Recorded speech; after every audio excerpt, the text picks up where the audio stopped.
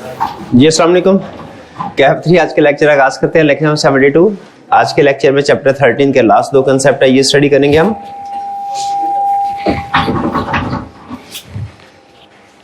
दो कंसेप्ट है, स्टडी करेंगे हम। कंसेप्ट इजी है और बहुत ही आसान है, पढ़ते जाएंगे इंशाल्लाह समझ आती जाएगी। आज के लेक्चर में कोई टेक्निकल चीज नहीं है। लेकिन उससे पहले प्रीवियस लेक्चर जो हमने स्टडी किया था, क्विज है, उस पे लिंक आप लोगों के ग्रुप में शेयर कर दिया गया है। तैयार है तो क्लिक कीजिए और बताइए कल के लेक्चर में क्या स्टडी किया था हमने। क्या स्टडी किया था? आईटी डाटा मैनेजमेंट, उसका बिजनेस में क्या रोल है। और हमने ये सीखा था कि हमने डाटा को सिर्फ एक सिंपल आईटी और डाटा को रूटीन एसेट के तौर पे नहीं बल्कि एक स्ट्रेटेजिक एसेट के तौर पे से ट्रीट करना है। चलिए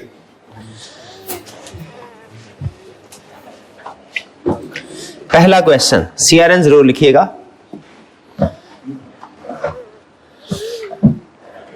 पहला क्वेश्चन आपका ये रहा।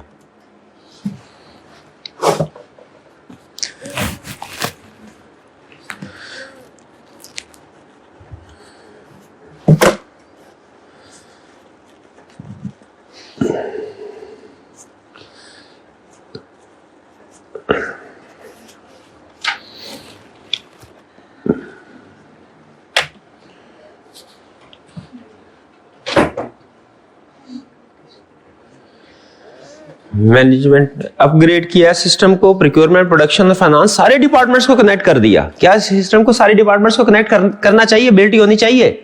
बिल्कुल, कल स्टडी किया था कि हमने जो इंफॉर्मेशन सिस्टम यूज करना है, कोशिश करनी है कि उसकी डिफरेंट डिपार्टमेंट के साथ कनेक्टिविटी हो। क्या होगा इससे? ऑपरेशनल एफिशिएंसी बढ़ेगी जब हम इंटीग्रेट करेंगे बिजनेस फंक्शंस को। ठीक है, बिजनेस फंक्शंस को जब हम इंटीग्रेट करेंगे। इंटीग्रेट करने का मतलब क्या है? मर्ज करेंगे, इकट्ठा करेंगे इसको। शाबाश, ये करेक्ट है।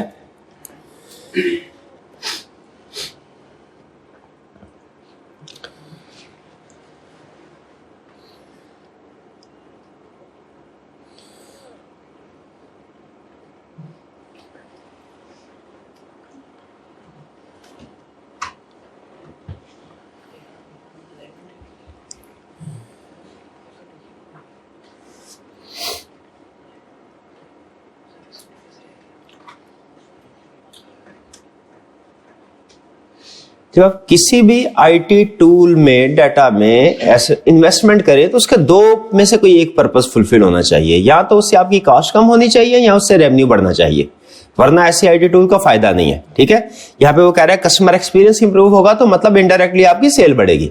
अगर ना तो आपने वास्ट आईटी टूल यूज किया, इन्वेस्टमेंट की, ना तो इससे कॉस्ट कम हुई है और ना ही इससे कस्टमर एक्सपीरियंस इंप्रूव हुआ है। तो ये क्या है? Poor alignment between IT investment and business strategy. यानी बिजनेस स्ट्रेटजी आपकी कुछ और है, स्ट्रेटजी कुछ और बना रहे हैं, इन्वेस्टमेंट आईटी में कर रहे हैं, दोनों में लिंक नहीं है। क्या आईटी इन्वेस्टमेंट करने से पहले देखना चाहिए हमारा बिजनेस ऑब्जेक्टिव क्या है, स्ट्रेटजी क्या है, उसको सामने रखते हुए कॉस्ट रिड्यूस करना चाहते हैं या कि सेल इंप्रूव करना चाहते हैं, कस्टमर की सेटिस्फेक्शन को इंप्रूव करना चाहते हैं, वैल्यू एडिशन करना चाहते हैं। कोई एक होना चाहिए मकसद, कोई भी नहीं है। इसका मतलब क्या? अलाइनमेंट ठीक नहीं की उसने। क्या आईटी प्रोजेक्ट्स, आईटी इन्वेस्टमेंट की बिजनेस ऑब्जेक्टिव के साथ अलाइनमेंट होनी चाहिए? यस, होनी चाहिए। यही समझा रहा है आपको। तीसरा क्वेश्चन ये रहा आपके सामने।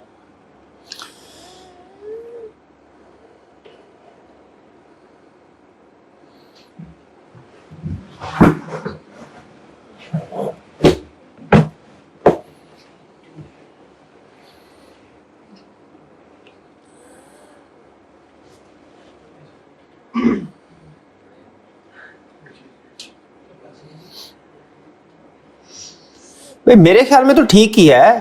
भाई फाइनेंस वालों का क्या काम, सेल वालों का क्या काम आईटी प्रोजेक्ट्स में? उनकी फील्ड ही नहीं है। आईटी प्रोजेक्ट्स के तो सारे डिसीजन आईटी एक्सपर्ट्स को करने चाहिए। ऐसा है क्या? ऐसा है क्या? ऐसा नहीं है।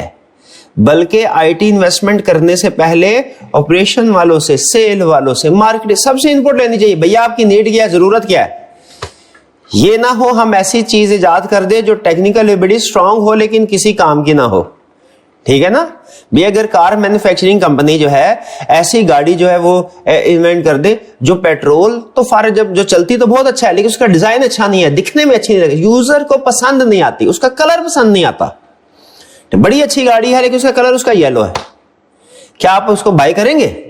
उसको शायद ज्यादातर यूजर उसको बाय नहीं करते। तो यूजर की जो एक्सपेक्टेशन है, जिसने सिस्टम यूज करना है, भैया उससे इंटरव्यू करो, पूछो उसकी क्या नीड्स है, किस तरह की रिपोर्ट जनरेट करना चाहता है, और कोशिश करो उसके लिहाज से आसान रिपोर्ट्स जनरेट हो, आसानी के साथ। जरूरत पड़े तो ट्रेनिंग भी दी जा सकती है, लेकिन पहली कोशिश क्या करनी चाहिए, हमारा सिस्टम ही बहुत आसान हो, जो देखते ही समझ आ जाए उन्हें क्या करना है, कौन सा बटन दबाना है, कौन सी रिपोर्ट जनरेट होगी, क्या यूजर की इनपुट होनी चाहिए सिस्टम को डिजाइन करने से पहले। यस, ये सिखाया उसने आपको इस क्वेश्चन में।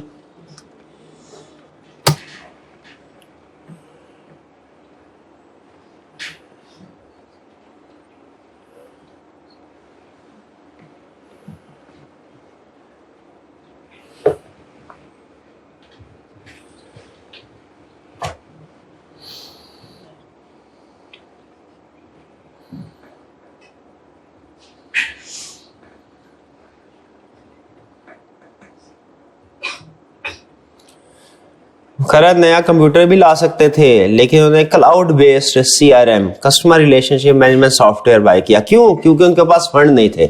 जब आपके पास फंड्स ना हो, जब आपके पास फंड्स ना हो, आप सारे काम ना कर सकते हो, तो आपको चूज करना पड़ता है कौन से वाला प्रोजेक्ट मुझे बेहतर होगा, कौन सा वाला प्रोजेक्ट सिलेक्ट करना। आप शायद इसकी वर्डिंग नहीं समझ पाए। उसने चूज किया AI बेस्ड CRM को ओवर अपग्रेडिंग ऑफिस हार्डवेयर। अब ऑफिस हार्डवेयर को भी अपग्रेड कर सकता था, AI बेस्ड CRM को, दोनों को नहीं कर सकता था, उसने एक को चूज किया। किसको चूज किया होगा? जिसकी वैल्यू ज्यादा होगी।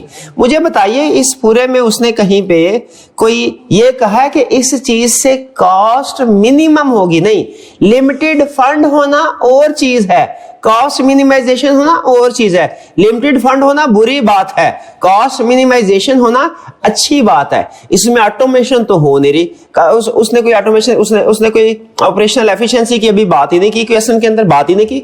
वो जाहिर है सॉफ्टवेयर खरीदा उसके बाद होगा, लेकिन अभी गिवन केस में बात ही नहीं की। गिवन केस में फोकस क्या है उसका? दो ऑप्शंस थी, लिमिटेड फंड्स थे, एक ऑप्शन को सेलेक्ट किया।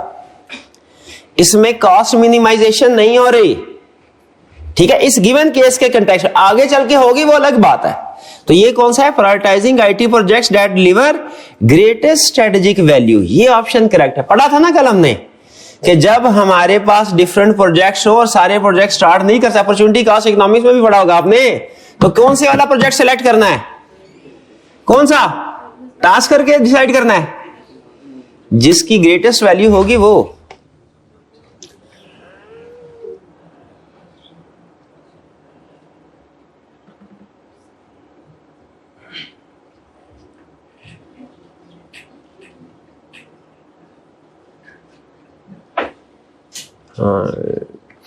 इसमें भी मुझे लगता है आपने ऑप्शन कोई और सिलेक्ट, B और D में मुकाबला है असल, है ना?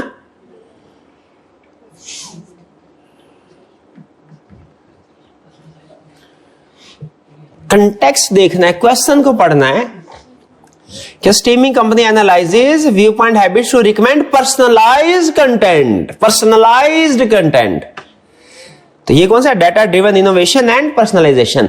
डाटा की बेस पे क्या अपनी न्यू प्रोडक्ट्स इनोवेट की जा सकती है क्या नहीं की जा सकती? क्या डाटा बेस की वजह से, IT की वजह से न्यू प्रोडक्ट्स इनोवेट? बिल्कुल। और एग्जिस्टिंग प्रोडक्ट्स में वैल्यू ऐड की जा सकती है क्या? Yes, D option correct.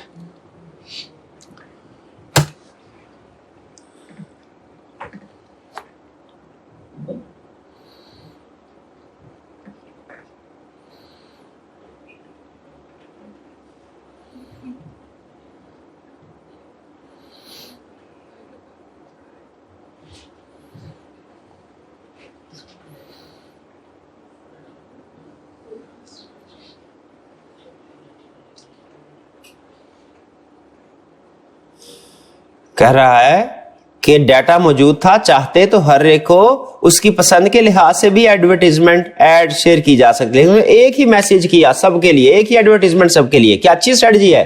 पहले हुआ करती थी ये स्ट्रेटजी, ठीक है। वो फॉर एग्जांपल सिगरेट तो खैर चले छोड़े, वो कोक पेप्सी है, वो बड़े बड़े बिलबोर्ड्स लगाए हुए हैं और आते जाते सब देख रहे हैं, जो कोक पेप्सी पीते हैं वो भी है, जो नहीं पीते वो भी, एग्जांपल दे रहा हूं, ठीक है। वो कह रहा है ऐसा काम नहीं करना, हर एक को उसके पसंद के लिहाज से सोशल मीडिया पे इलेक्ट्रॉनिकली आपने मार्केट एडवर्टाइजमेंट शेयर करनी है। तो एक customer segmentation for personalised engagement.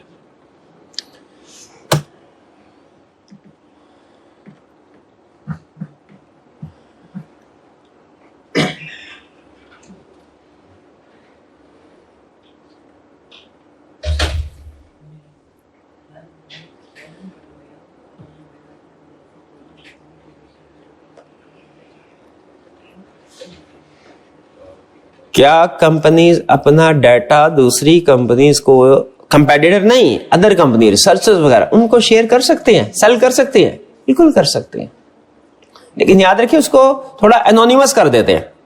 और आपको अगर याद हो तो चैप्टर 1 या चैप्टर 2 में हमने यही दूसरे एंगल से भी पढ़ा था कि अगर फर्म चाहे तो दूसरी कंपनी से डाटा बाय भी कर सकते हैं। याद है वो क्या था? प्राइमरी सेकेंडरी, ये क्लासिफिकेशन थे। यहां पे सेल की बात, जब सेल करते हैं तो उसको क्या नाम दिया? डाटा मोनेटाइजेशन का।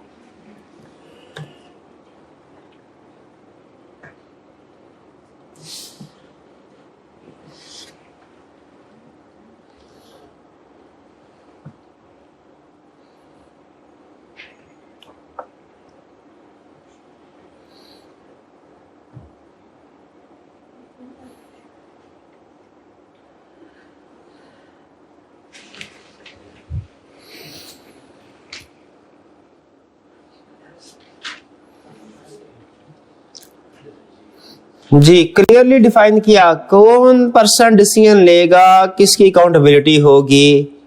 इजी था ये, improved alignment and accountability. Second last question ये रहा जी आपका।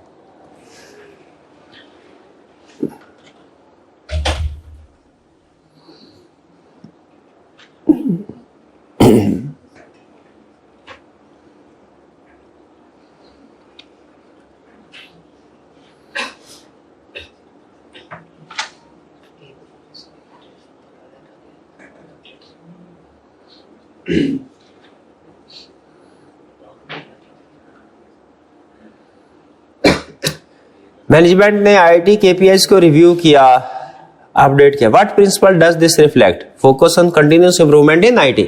आईटी प्रोजेक्ट एक दफा इंस्टॉल कर दिए जाए, फॉर लाइफ नहीं चलते, नहीं, उनको कंटिन्यूअसली मॉनिटर करने की जरूरत है और इंप्रूव करने की जरूरत है, क्योंकि इन्वायरमेंट चेंज हो सकता है। जैसे ही इन्वायरमेंट बिजनेस में चेंजेस आए, हमारे आईटी सिस्टम को भी चेंज होना चाहिए। लास्ट, ये पीसीआई डीएसएस कहीं पड़ा लगा हुआ लग रहा है, कहीं बहुत पुराना कोई पढ़ा कहीं ये लफ्ज है ना। इस तरह के 2-3 मुश्किल से लफ्ज थे।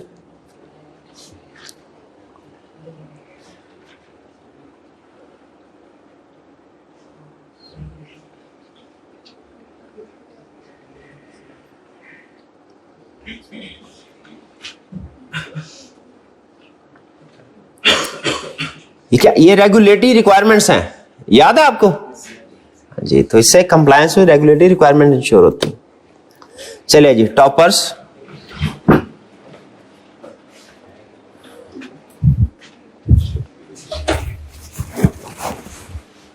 शाबाश। First position, second position, third position, fourth position, fifth, sixth position किनकी है? हाइब्रिड है, ऑनलाइन।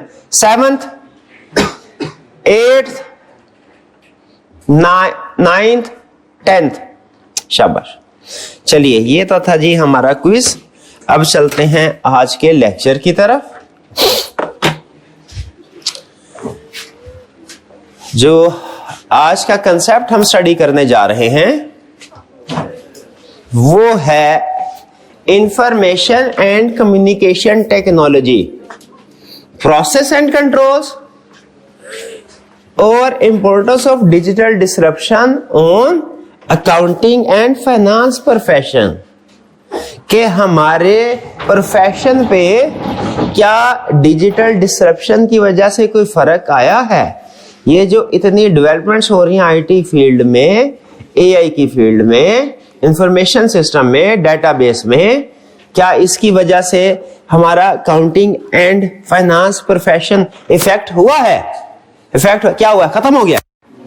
क्या कह रहे हैं कि अगले 10 साल बाद कोई अकाउंटेंट की जरूरत नहीं होगी, ये इफेक्ट हुआ क्या? ये क्या इफेक्ट हुआ है ये भी आपको थोड़ी देर में सिखाएगा, पता चलेगा। 2 कंसेप्ट आज के लेक्चर में हमने डिस्कस करने हैं, दोनों इंतहाई आसान इंशाल्लाह पढ़ते। इक्का दुक्का कोई कंसेप्ट शायद ऐसा हुआ कि जिसमें आपको कोई प्रॉब्लम हुई टर्म में तो हुई। अच्छा मुझे बताइए, हाइब्रिड क्लास में एक स्टूडेंट ने पूछा, ठीक है, क्या पूछा? अब बल्कि मैं आपसे पूछता हूं, पढ़ते हुए, किताब पढ़ते हुए अगर कोई ऐसा लफ्ज है जो मुश्किल सा, ऐसा होता है ना आईटी में, इस डीएसआर सब्जेक्ट एक ही प्रॉब्लम होती है, क्या कुछ ऐसे टेक्निकल वर्ड यूज होते हैं जो रूटीन में आपने इससे पहले नहीं पढ़े होंगे। ठीक है, अकाउंटिंग में तो कोई मुश्किल से मुश्किल लफ्ज भी आ जाए ना, आपको पता चल जाता है, उस्तादों ने बोला होता है, समझाया होता है, आपको पता चल जाता है। लेकिन डीएसआर चूंकि ऐसा है जो कि ये समझ लीजिए कि आप फर्स्ट टाइम पढ़ रहे हैं, सो ब्रीफली शायद कोई थोड़ा बहुत आपने कोई 10-5% इससे पहले कोई किसी सब्जेक्ट पढ़े हो इसके कंसेप्ट, लेकिन ये मोस्ट ऑफ द स्टूडेंट्स के लिए ये नया सब्जेक्ट है बिल्कुल, तो इसमें कुछ ना कुछ टर्म्स ऐसी आती रहती हैं जो कि आपके लिए नहीं होती है। तो उसमें क्या करेंगे आप? घर बैठे पढ़े क्या करते हैं? गूगल कर लेते हैं, शाबाश, यहाँ चैट जीपीटी, बिल्कुल ठीक है। मुझे जाती तौर पे मैं भी ये काम करता हूँ भाई, ऐसा होता है ना, क्योंकि चीज समझने को एग्जांपल देना, इसकी एप्लीकेशन कैसे होगी, कौन इसको यूज कर रहा है, कैसे यूज कर रहा है, तो चैट जीपीटी जाके देख लेते हैं, गूगल पे सर्च कर लेते हैं, यूट्यूब पे वीडियो देख लेते हैं कोई, ठीक है। बड़े बड़े जो कंपनीज होती हैं जैसे IBM, उन्होंने अपनी कोई ट्यूटोरियल वीडियो शेयर की होते हैं, कोर्सेज रखे होते हैं, गूगल के कोर्सेज हैं, ठीक है, तो कोई ना कोई इसको जाके देख लेते हैं। तो आप ये रिसोर्सेज यूज कर सकते हैं। आप चूंकि स्टूडेंट हैं तो आपके लिए जो मेरा ख्याल में बेस्ट रिसोर्स होगा वो होगा चैट जीपीटी, ठीक है, जेमिनी, ठीक है, कोई यूज कर सकते हैं AI मॉडल, ठीक है। हमारे पास चूंकि थोड़ा टाइम होता है, हमने रिसर्च थोड़ी ज्यादा करनी होती है, यूट्यूब पे भी चले जाते हैं, गूगल पे भी, इसके अलावा कुछ आपको पता है कोर्सेरा और यूडेमी वाली कुछ साइट्स हैं, उनके ऊपर कोर्सेज पढ़े हैं, वो भी थोड़ा बहुत देख लें, यानी जो भी टीचर का काम है आपको इतना रिसर्च करनी है।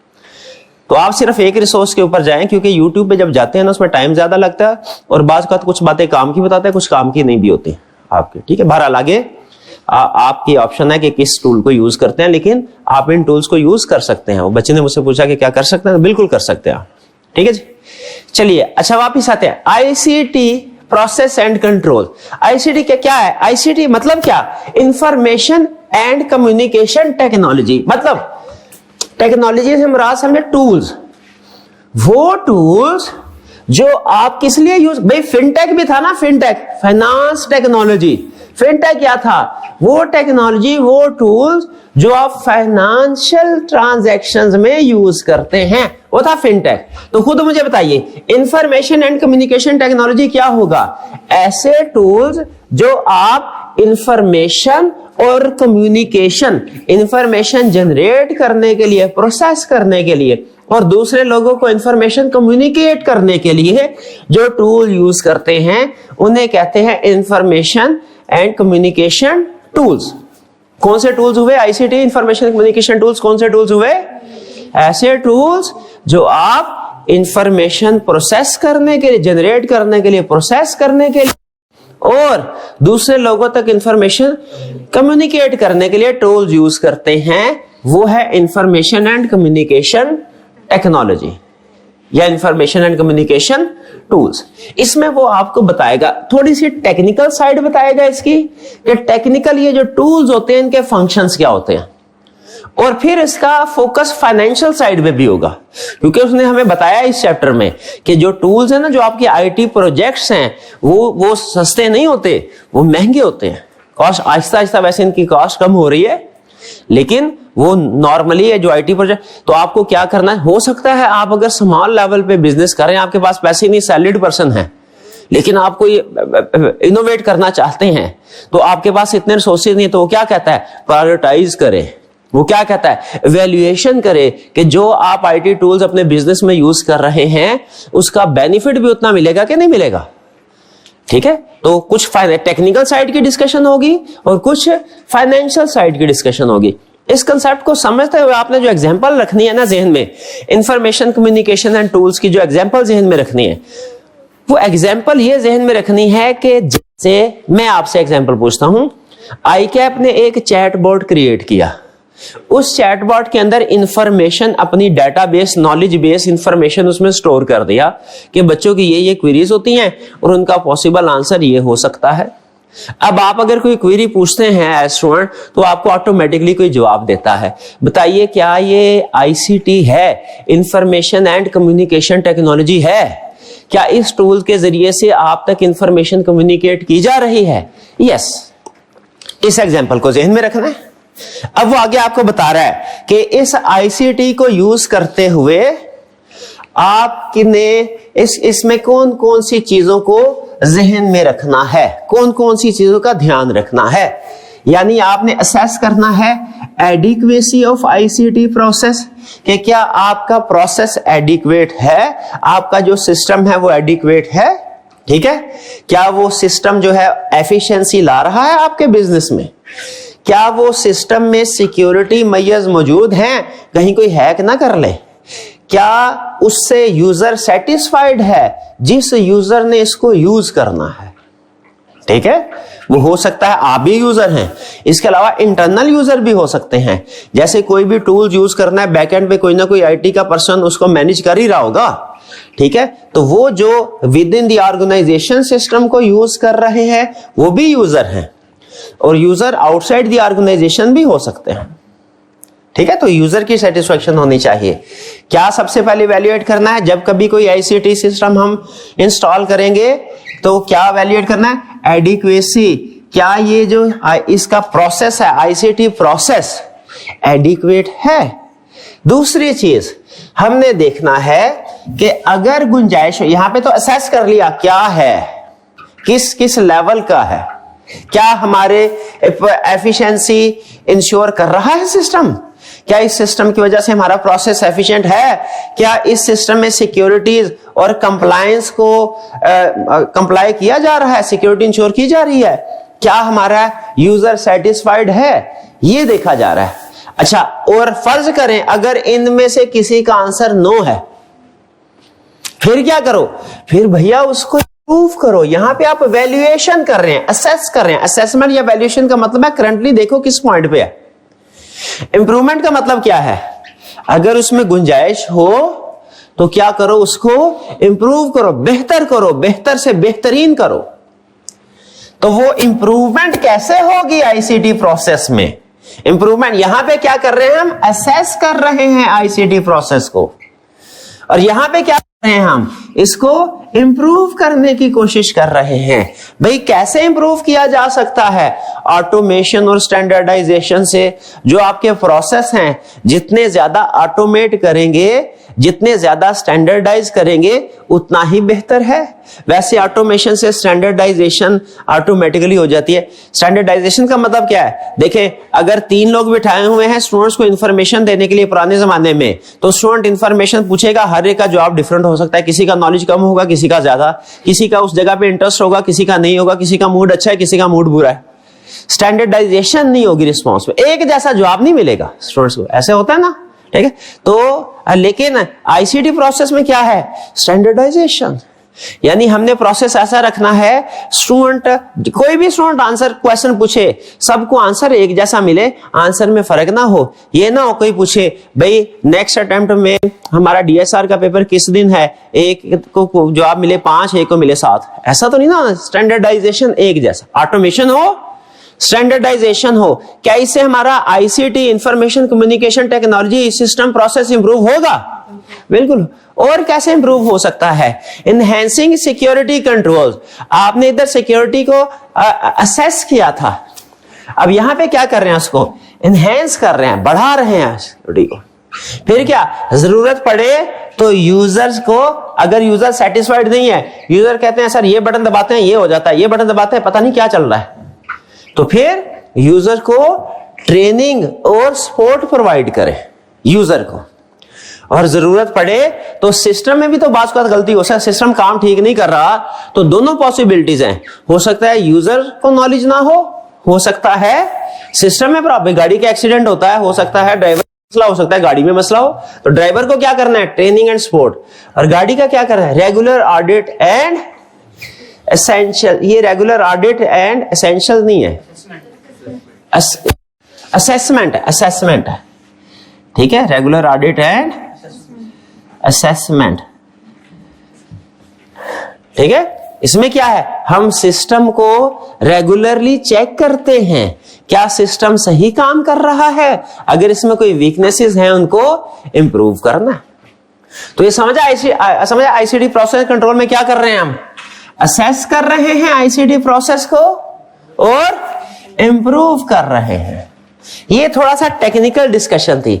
अब थोड़ा फाइनेंशियल डिस्कशन की तरफ। कहता है आपने जो आईसीटी इन्वेस्टमेंट की है ना, खर्च किया है, इसका ROI, return on investment calculate करें कि आपने जो इन्वेस्ट किया है उतना फायदा मिल भी रहा है कि नहीं मिल रहा आपको।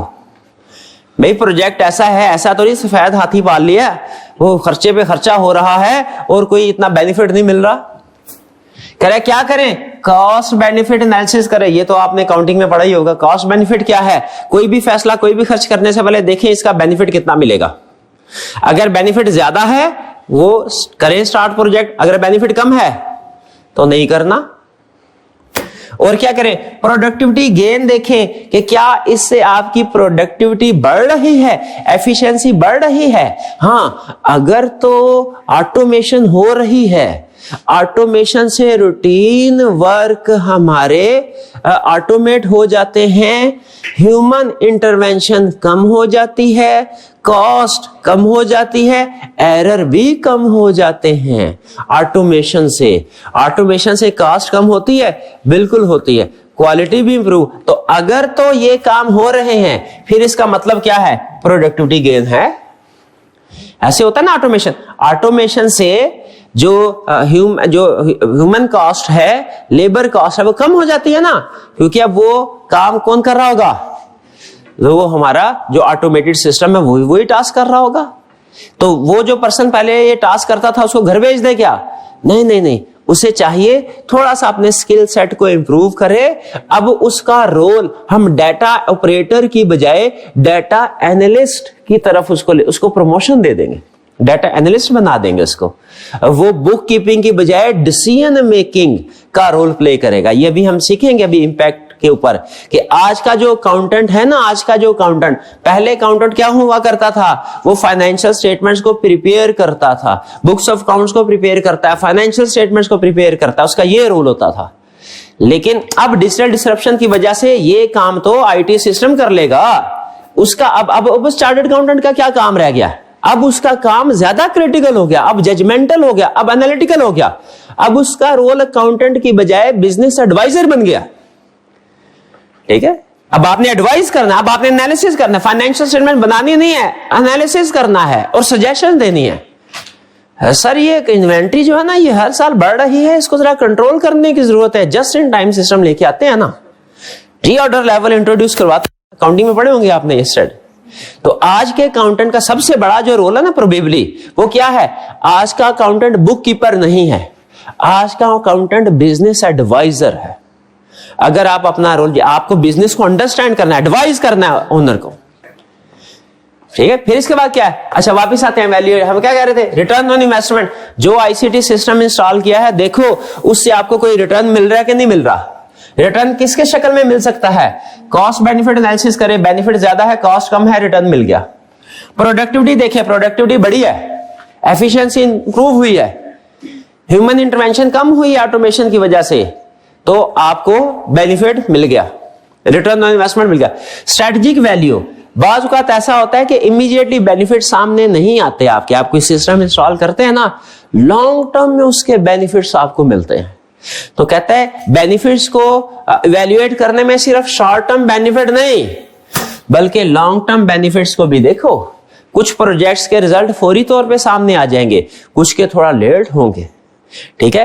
क्वालिटी इंप्रूव करे ना, क्वालिटी इंप्रूव करे, इसके रिजल्ट आते आते थोड़ा टाइम लगता है। क्वालिटी इंप्रूव करते हैं, कस्टमर खुश होता है, दूसरे कस्टमर को बताता है, आहिस्ता आहिस्ता आहिस्ता आहिस्ता फिर लोग सेल बढ़ती है, ठीक है। लेकिन अगर आप एडवर्टाइजमेंट के ऊपर फोकस करेंगे तो शायद हो सकता है आज एडवर्टाइजमेंट किया कल ही रश लग जाए। तो कुछ प्रोजेक्ट्स ऐसे होंगे इमीडिएट रिजल्ट है, कुछ प्रोजेक्ट्स ऐसे होंगे जिनका लॉन्ग टर्म में आपको बेनिफिट मिलता है। और कंटिन्यूस, और ये कह रहा है ये जो रिटर्न ऑन इन्वेस्टमेंट वाली जैसे आपने कल पढ़ा था ना, आईटी सिस्टम को कंटिन्यूसली इंप्रूव करना है, उसी तरह जब आपने रिटर्न ऑन इन्वेस्टमेंट वैल्यूएट करना है कि जो हम प्रोजेक्ट स्टार्ट कर रहे हैं हमें इसका रिटर्न आ रहा है कि नहीं, इसको भी कंटिन्यूसली मॉनिटर करना है। फाइनेंशियल साइड भी कंटिन्यूसली मॉनिटर करे। कभी गुजरते वक्त के साथ ये सिस्टम ऑब्सोलीट तो नहीं हो गया, नया सिस्टम हो सकता है आने की जरूरत हो। तो ये है ICT process and control, information communication technology. आइए फिर से पढ़ते हैं। मुझे बताइए इंफॉर्मेशन एंड कम्युनिकेशन टेक्नोलॉजी क्या है? कि आपने कुछ डिजिटल टूल्स यूज करने हैं, किस पर्पस के लिए? हाँ, इंफॉर्मेशन को शेयर करने के, कम्युनिकेट करने के लिए, प्रोसेस करने के लिए।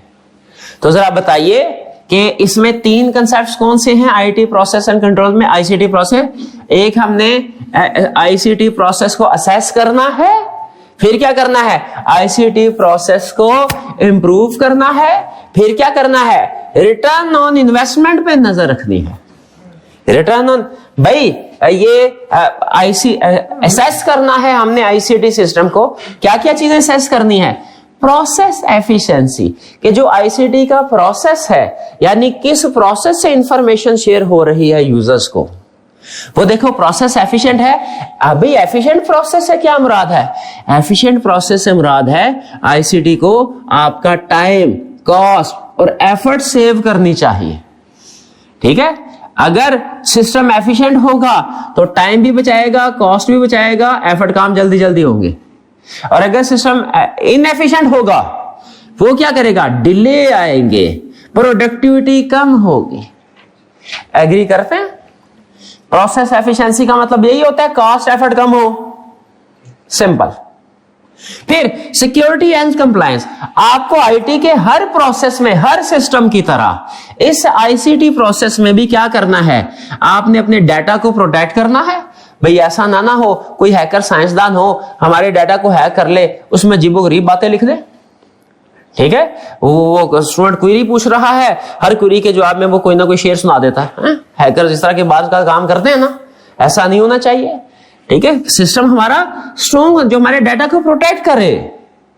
ठीक है, यूजर के तौर पे आप डाटा डिराइव तो कर सके, उसको चेंज ना कर सके, उसकी मास्टर फाइल पे एक्सेस नहीं होनी चाहिए किसी के। लीगल रिक्वायरमेंट्स को पूरा करना है। लीगल रिक्वायरमेंट कहां से आ गई? क्या कोई इलीगल काम कर रहा होगा? लीगल रिक्वायरमेंट डाटा प्राइवेसी के हवाले से।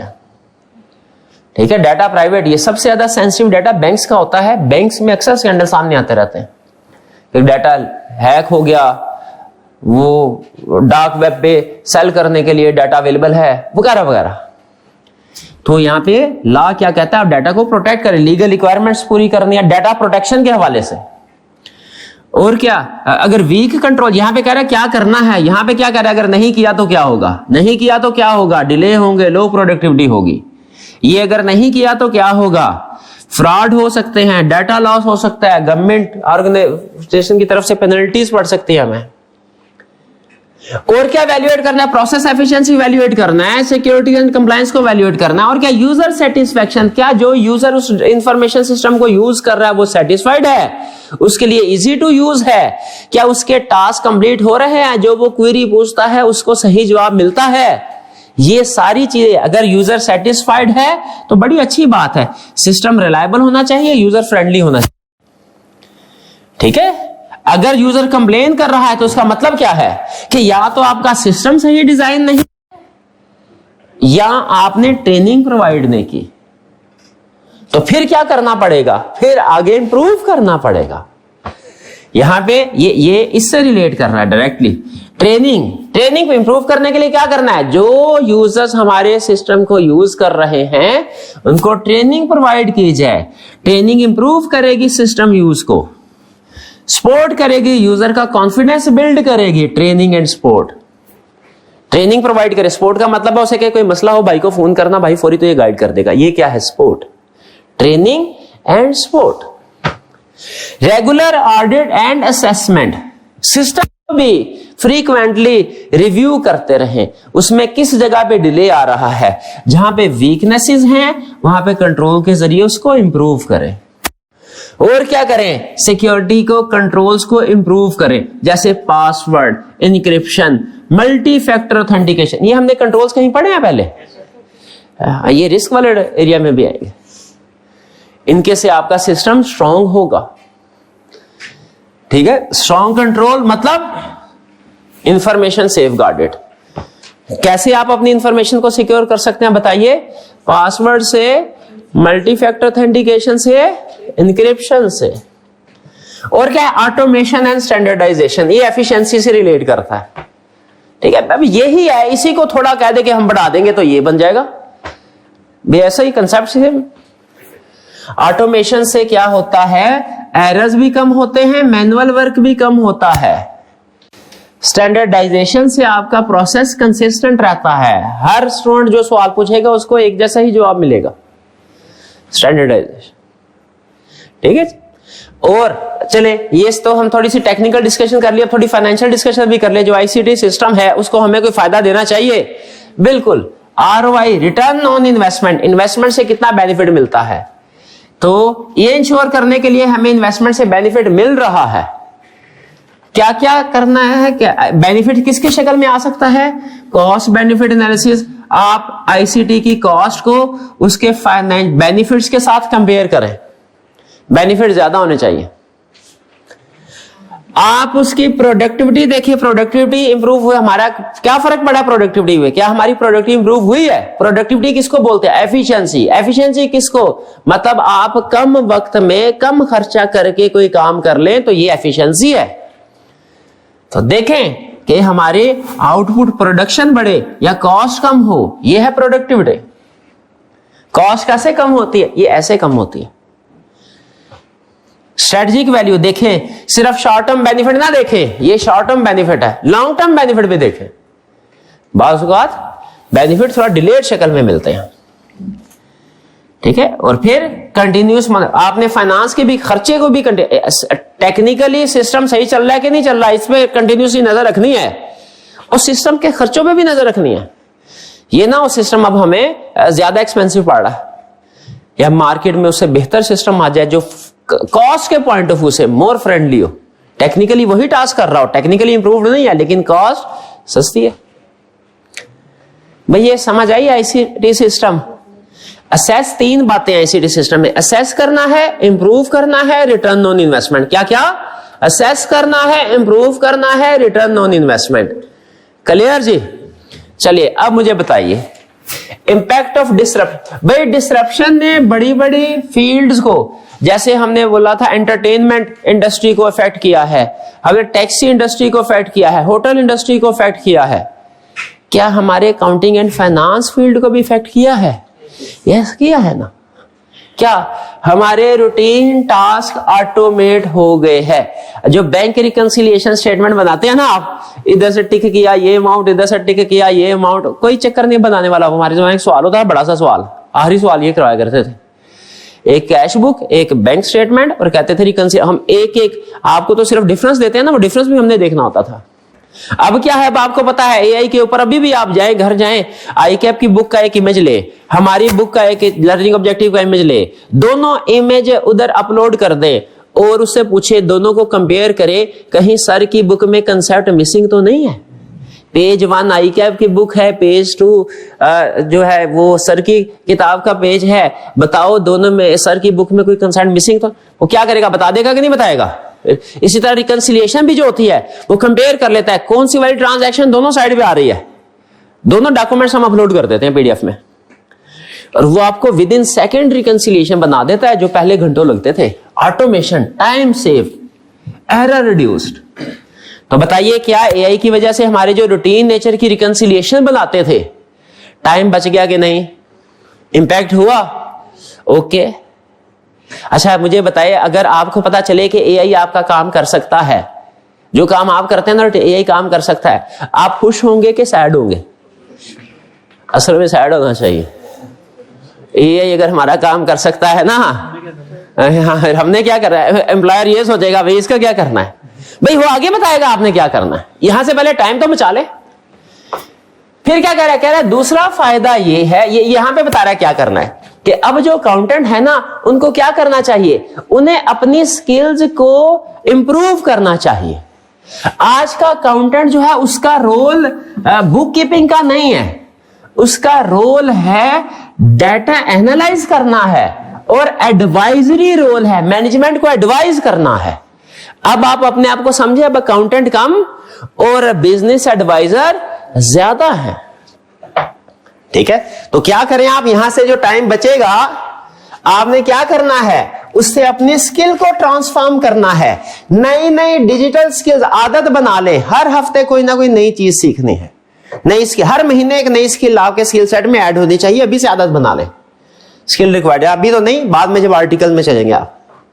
कंटिन्यूस लर्निंग जरूरी है। क्यों जरूरी है? वो जो टाइम वहां से बचा वो हमने मूवीज देख के जाया नहीं करना, क्या करना है, स्किल इंप्रूव करना है। क्यों? क्योंकि अब हमने एडवाइजरी रोल प्ले करना है, बिजनेस एडवाइजर बनने जा रहे हैं। तो उसके लिए आपका फोकस थोड़ा सा अकाउंटिंग से कम होके हाँ, अकाउंटिंग से भी जरूरी है भाई। सिस्टम में कहीं कोई बग आ गया तो वो कैसे दूर करना है, वो हम ही ने दूर करना है, हम ही ने फीडबैक देना है। मेरी कंसिलेशन टैली होगी तो ठीक है, फिर तो, लेकिन अगर कोई मसला आ गया, इन्वेस्टिगेट किसने करना है, वो तो हमने ही करना है। तो काउंटिंग स्किल्स उधर ही है, लेकिन साथ ही साथ आपने इंप्रूव भी करना है अपने स्किल सेट को। भाई एग्री करते हैं कि आज का अकाउंटेंट जो है वो बुक कीपर नहीं बल्कि एडवाइजर है आगे, और इसके लिए आपको अपनी स्किल को ट्रांसफॉर्म करना पड़ेगा, इंप्रूव करना पड़ेगा। तैयार है इसको इंप्रूव करने के लिए स्किल सेट को? कि नहीं, जो जैसा चल रहा है वैसा चलने दे। नहीं, वैसे नहीं चलेगा। अब ये जो पहले चलता रहा था आइंदा वैसा नहीं चलेगा, आगे आपकी मर्जी। कह रहे हैं रियल टाइम फाइनेंशियल रिपोर्टिंग। पहले होता था साल के बाद एनुअल फाइनेंशियल स्टेटमेंट बनती थी, लाम यहां पढ़ेंगे या प्रैक्टिकली भी आपको अंदाजा होगा, अकाउंटिंग के टीचर ने बताया होगा। फिर जरा टेक्नोलॉजी इंप्रूव हुई, 6 महीने बाद हाफ ईयरली फाइनेंशियल स्टेटमेंट का कंसेप्ट आया। फिर इंप्रूव हुई, क्वार्टरली फाइनेंशियल स्टेटमेंट का कंसेप्ट आया। अब पता है कंसेप्ट क्या है? 1 मिनट के बाद भी एक ट्रांजैक्शन अभी हुई है ना, 1 मिनट के बाद फाइनेंशियल स्टेटमेंट्स आप चाहते हैं सामने आ जाए, आ जाएंगी financial statements. Real time financial reporting. क्यों? कि आपका सारा डाटा क्लाउड बेस्ड में है, ऐसे सिस्टम मौजूद है। ठीक है, क्लाउड बेस के ऊपर आप एंटर, तो जैसे ही एंट्री की फौरी तौर पे अगले ही सेकंड में फाइनेंशियल स्टेटमेंट जनरेट हो सकती है। आज यानी अगर रेगुलेटर कहे ना 31 दिसंबर ईयर एंड की ट्रांजैक्शन 1 जनवरी को पब्लिश करवाओ, कर सकते हैं, कर सकते हैं। लेकिन बहरहाल कुछ प्रैक्टिकल अदर रीजन भी है, थोड़ा सा मैं आइडियली ज्यादा ही हो गया, कुछ जजमेंटल भी होता है, स्टॉक काउंट करना है, उसके अलावा कुछ मसले मसाइल एडजस्टमेंट्स होती है, कंसोलिडेशन वगैरह है। लेकिन बहरहाल आप अपने रिजल्ट्स को रूटीन में फौरी तौर पे वैल्यूएट कर सकते हैं। रियल टाइम होता है इमीडिएटली फाइनेंशियल रिपोर्टिंग होगी। और लास्ट क्या है, अब आपके लिए ट्रांजैक्शन को वेरीफाई करना बहुत आसान है, क्योंकि ऑटोमेटेड चेक लग रहे होंगे। हमने ऑटोमेटेड सिस्टम के अंदर बिल्ड कर दिया होगा। भैया कोई ट्रांजैक्शन रिकॉर्ड हो ना, अगर उसका डेबिट और क्रेडिट फर्क हो, किसी ने डेबिट में 2510 लिखा, क्रेडिट में 2150 लिखा, तो भैया डेबिट क्रेडिट का फार्मूला लगाया, जैसे आउट हो फौरी उधर ही पकड़ ले एरर को। ठीक है, कोई ट्रांजैक्शन है एक्सपेंसेस की, रिपेयर एक्सपेंस की, जर्नल में रिपेयर एक्सपेंस लिखा हुआ डेबिट, आगे जाके लेजर में अगर वो फिक्स एसेट में रिकॉर्ड हो गया, प्रॉपर्टी प्लांट इक्विपमेंट में रिकॉर्ड, फौरी तौर पे आइडेंटिफाई कर ले ये नेचर डिफरेंट है। तो आज चूंकि आईटी सिस्टम यूज कर रहे हैं, मैनुअल सिस्टम में जब रिकॉर्डिंग करते थे गलती हो जाती थी, उसे डिटेक्ट करना मुश्किल होता था। अब तो जैसे ही गलती करेंगे अगले ही सेकंड में पॉपअप आ जाएगा, आ जाता होता है ना पॉपअप, और फॉर्म वगैरह फिल कर रहे होते हैं, भाई यहाँ पे तो आपने नंबर डालना है, यहाँ पे अल्फाबेट क्यों डाल रहे हैं, ये तो नाम में अल्फाबेट होना चाहिए, नंबर क्यों लिख रहे हैं, @, नहीं ईमेल आईडी लिखा है, साथ में @ क्यों नहीं लिखा। ये ऑटोमेटेड कंट्रोल्स है। ये हमारे प्रैक्टिकली रिकॉर्डिंग करते हुए भी ऑटोमेटेड कंट्रोल से क्या होता है, क्वालिटी इंप्रूव होती है। यानी डाटा क्वालिटी इंप्रूव होने का मतलब क्या है, इनकरेक्ट डाटा, रॉन्ग डाटा नहीं होता, मिसक्लासिफाइड डाटा नहीं होता। तो कंटिन्यूसली कंप्लायंस मॉनिटरिंग हो रही होती है।